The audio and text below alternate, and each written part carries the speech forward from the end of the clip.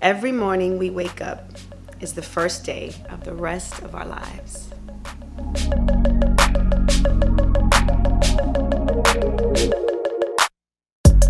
With my son's hair, I've learned to understand that your hair makes you who you are. Altering your hair, sometimes it could change who God created you to be.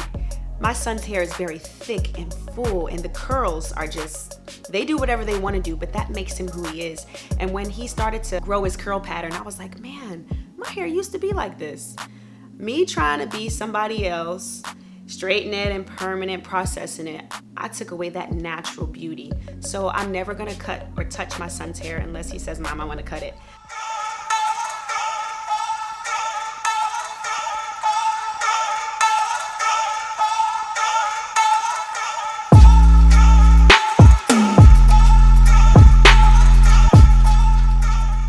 My grandfather is King Solomon Burke. He is a pioneer of rock and soul music.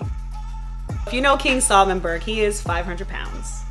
When I first moved with him, my job was his assistant. So we would go on tour 9 months out of the year, and I realized he was uncomfortable.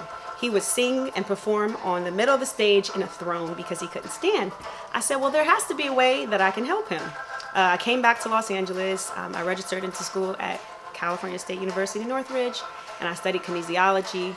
And I just started to learn about the body. And I said, you know what? There it is. I need to get him to lose weight.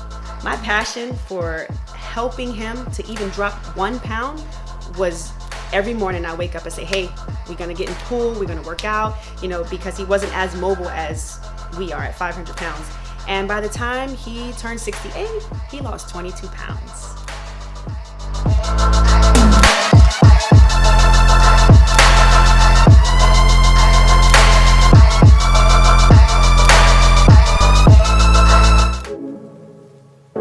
My natural hair journey began with acceptance and appreciation for who I am. I'm Dominican, Indian, and Black, and I never really fit in anywhere. So I realized that as long as I'm always myself, it didn't matter what anybody else thought about my hair, what I looked like, was my hair straight, was my hair curly. And now I'm confident knowing that no matter if my hair is thick, thin, full, curly, it's beautiful, it's big, it is what it's gonna be. And I've learned to accept myself, my hair, and who I am every day. He wasn't sleeping. I wanted someone to talk to him. Ziffel recommended. So Mr. Ziffel is part of the conspiracy as well. And at 2 years old, Whitney Houston was an artist at that time. And she knew all of I'll Always Love You. And she was 2 years old. One day she came in the bathroom and I was singing and she says, Mommy, I want to sing that song like you. I mean, and she knew all of the words to Whitney Houston, I'll Always Love You at 2.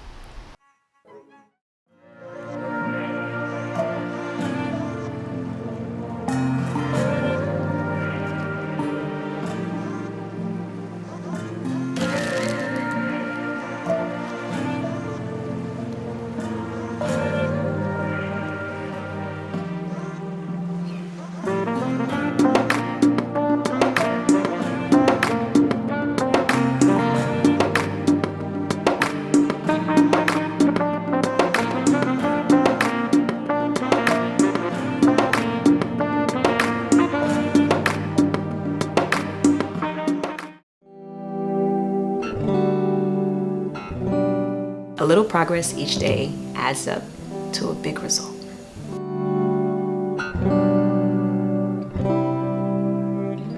My name is Sophia, and my hair is bold, beautiful, curly, free, and it does whatever it wants to do sometimes.